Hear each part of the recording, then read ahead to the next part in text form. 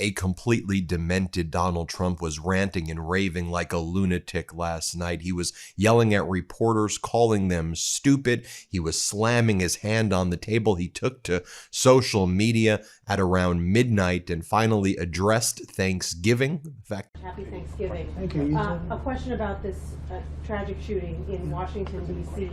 U.S. officials say that the suspect worked very closely with the CIA in Afghanistan for years, that he was vetted, and the vetting came up clean. He went cuckoo. I mean, he went nuts. And that happens, too. It happens too often with these people. You see them. But look, this is how they come in. This is how they're standing on top of each other. And that's an airplane. There was no vetting or anything. They came in unvetted. And we have a lot of others in this country. We're going to get them out. But they go cuckoo. Something happens to them. Your DOJ IG just reported this year that there was thorough vetting by DHS and by the FBI of these Afghans who were brought into the U.S. So why do you blame the Biden administration? Because they let them in. Are you stupid? Are you a stupid person? Because they came on a plane along with thousands of other people that shouldn't be here, and you're just asking questions because you're a stupid person. And there's a law passed that it's almost impossible not to get them out. You can't get them out once they come in. And they came in, and they were unvetted, they were unchecked, there were many of them, and they came in on big planes, and it was disgraceful. And if you look, you'll see there was a law passed. It makes it almost impossible not to let them in, not to certify them, so to speak, once they come in. And they came in, and they shouldn't have come in. And frankly, the whole thing was a mess. The whole Afghanistan situation was a mess. It should have never taken place. If we're going to go out, and we would have gone out because I had everybody ready to go, we were going to go out with strength and dignity and precision, and we would have left from Bagram, and we would have kept Bagram, by the way, because of its very close relationship to China and where they make their missiles. But when you let the people come in by the thousands and thousands and thousands, they made a terrible mistake. Disturbing. Let me just tell you what went down. So we know that earlier in the day, earlier evening, Donald Trump held a press conference where he called a female reporter stupid. He said, "Are you stupid? Are you dumb?" Because she asked a question about the fact that former President Biden's administration did a deep dive vetting of anybody who came in from Afghanistan. And in fact, it was Donald Trump who granted the DC shooter asylum this April. So Donald Trump was asked a very basic question about the vetting that maybe Trump did or did not do, because Trump was the one who ultimately granted this individual asylum. Trump couldn't handle the questions. So Trump's like, "Are you stupid? Are you stupid?" Then Donald Trump took to social media, and here is what he posted. We have the message right here. And then the official White House account says, "Read every word," because they want people to read where Donald Trump calls the governor of Minnesota the R word. Kayla, I want to start with you. Can you break down for us what the president has been saying, what we're hearing from the White House, and how many people could be impacted by this? Antonia, in the aftermath of this shooting, the president is really ramping up his crackdown on immigration with a focus not just on people who are in this country illegally, but also legally present immigrants. Last night, he announced this permanent pause on migration from all third world countries. We're still seeking clarity about what countries those could be. But here's what we do know. There is a sweeping review that was underway before this shooting of refugees mostly admitted under the Biden administration, though we understand that could be years outside of Biden as well. About 200,000 refugees could potentially be impacted by that review, which could entail re-interviewing some refugees. And there also is this review of green card holders from so-called countries of concern. It's a group of 19 countries.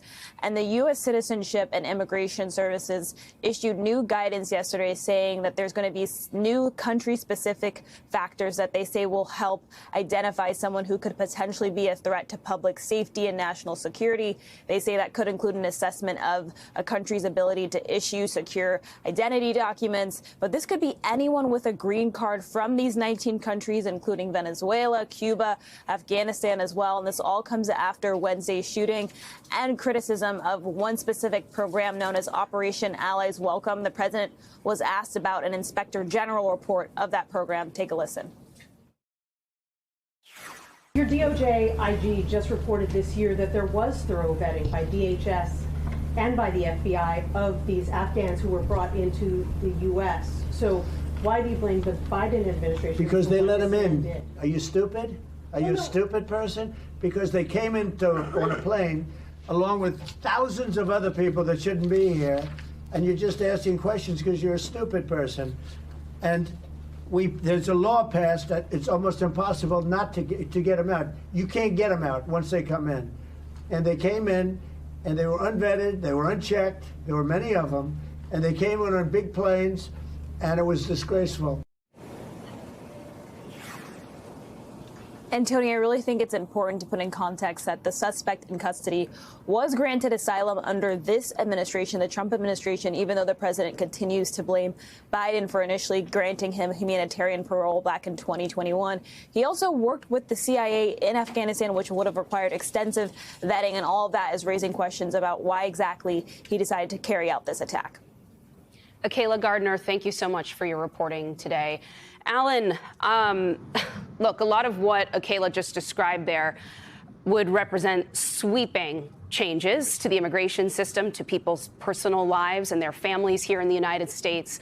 What we've seen in the president's posts and recent comments, to put it diplomatically, leave us with a lot more questions than answers with this latest crackdown.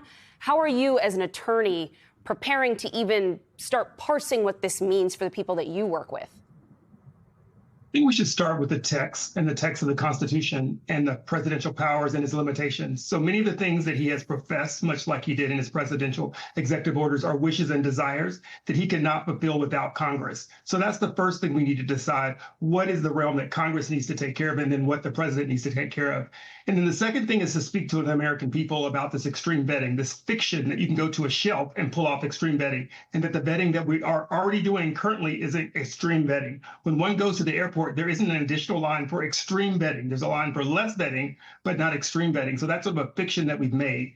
The third thing we really need to be concerned with is framing foreign nationals as national security threats. And that's very dangerous, as we've seen 80 people who have died in the ocean for this very same reason, an attack on immigration. So once we have that contextually framed, then we understand that many of the things that the president wants to do to individuals in the United States will require immigration courts and federal courts and due process. And while those things have been hampered, they're not completely ineffective at this point in time. So that's how we're sort of conditioning our clients right now to understand.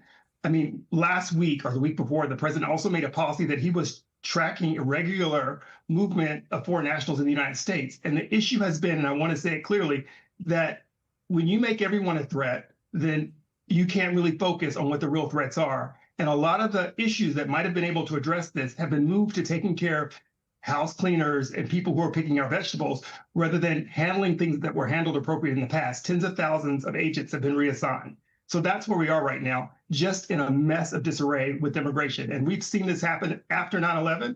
That's why the Department of Homeland Security exists. That's supposed to be the extreme vetting that exists. And continuing to tell people that moving the chairs around on the deck really changes your security isn't really effective. Brendan, the president has used a lot of interesting phrases. There's been some heated political rhetoric in just the last few days. Last night, he said he specifically wants to, quote, denaturalize migrants who undermine domestic tranquility. So can you help me decode that language in the context of the larger aims, the campaign that President Trump and folks like Stephen Miller outlined for this administration?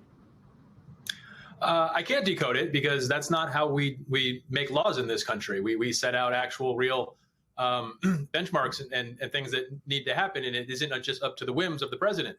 But look, obviously what's going on here is this is an administration for whom almost every problem, the answer is cracking down on immigration, whether it's housing prices or food or, of course, crime.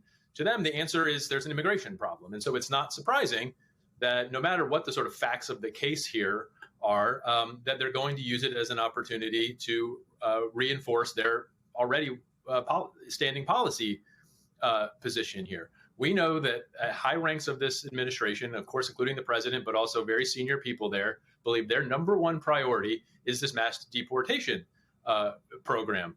Now, of course, the facts of this situation are something that I don't think they probably want to talk about. Now, the person who allegedly committed this crime is nobody we should have any sympathy for at this time. But you're talking about categories of people. The people who worked with our government in Afghanistan were exactly the types that all of us, universally almost, I guess I should say, not everybody, but most of us thought were the exact type of people who should find a home here in America. They risked their own lives to help Americans in a dangerous place. That wasn't that controversial. Now, of course, what happened here is a tragedy, and we should figure out what went wrong. But it's one of those situations where they don't really want to get into the details of why that type of person is here. And I think that we are now at a place where they don't even have sympathy for the people who risk their lives overseas to help American soldiers. Anybody who is not a natural born citizen, they just simply don't want here. And I think that's a real shame. Michael, if the stated goal here is to make America safer, is this plan, or at least the concept of a plan that we've seen at this stage from the president, is it going to achieve that? No, not remotely. It is going to make America less safe in quite a few different reasons, which the administration does not seem to have foreseen or be willing to address. The first is that, just as a matter of statistics, immigrant communities commit much less violent crime than, quote, native-born Americans. That's just a matter of statistical certainty. It is what it is, and this administration has never addressed that. So mass deportation is not actually going to put a dent in the crime rate. I suppose if you were only focusing on violent criminals for deportation, you might have some sort of impact, and that's what the administration claims to do. But if you actually look at the numbers of who they're forcing out of the country and who they're arresting, the overwhelming majority have no criminal record. But there's sort of an unintended consequence of this too, which is America's safety depends largely upon the effectiveness of its intelligence communities. And if we turn around today and tell every single Afghani that helped the CIA or the US military that we are not going to have your back in the long run, the next time there is a major conflict in another part of the world, the people indigenous to that part of the world are going to remember this and refuse to help the CIA and the US military. We're going to need translators. We're going to need assets. We're going to need human sources.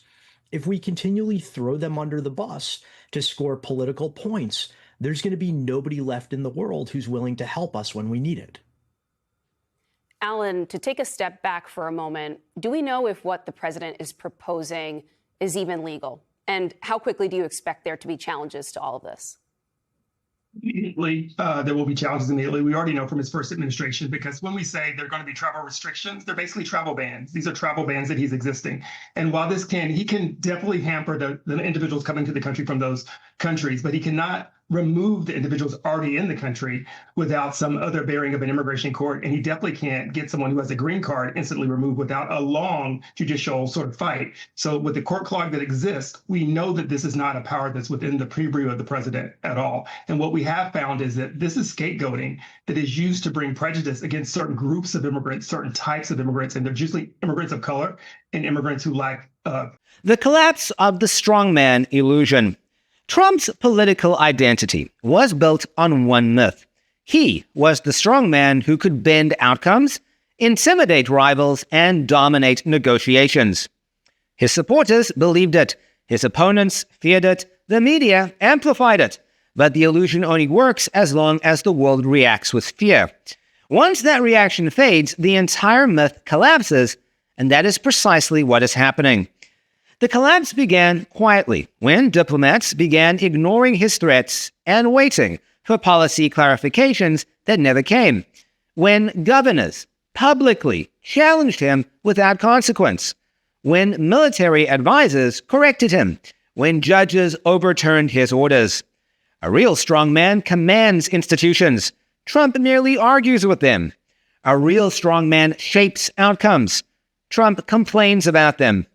His power was always theatrical, not structural. Foreign governments understood this sooner than Americans did. They realized that Trump's aggression is not backed by a consistent doctrine or long-term strategy. Retaliation no longer intimidates him. It confuses him. Non-cooperation doesn't provoke decisive action. It produces contradictory reactions. The world stopped playing his game when it saw the game wasn't real. And when fear disappears, strength becomes performance. The strongest proof of the illusion's collapse is internal. His own party, once enabling every impulse, now treats him like a risk to be managed rather than a leader to be followed. Advisors leak against him. Allies negotiate behind his back. Donors hedge their bets. Institutions brace for the next outburst. No one behaves this way towards a strong man. They behave this way towards a liability. The collapse is psychological as well. Trump once acted like a man, forcing the world to adapt to him. Now he acts like a man reacting to a world that refuses to adapt. The shift is subtle, but fatal. His anger feels less like dominance and more like frustration. His attacks feel less strategic and more frantic. His defiance looks less heroic and more desperate. Strong men don't explain themselves. They impose themselves. Trump now spends more time insisting he is winning than actually winning. At its core, the strongman persona collapses when outcomes contradict the image. Tariffs fail. Threats fizzle. Negotiations crumble. Allies defect. Rivals strengthen. Every one of these failures chips away at the mythology until only the performance remains. Trump still plays the role flawlessly. The raised voice, the confidence, the defiance. But the audience is no longer impressed. They've seen the strings behind the puppet. A strong man without real control is not a leader. He's an actor, trapped in a role that reality no longer supports. The costume is still there, but the power it once represented has faded.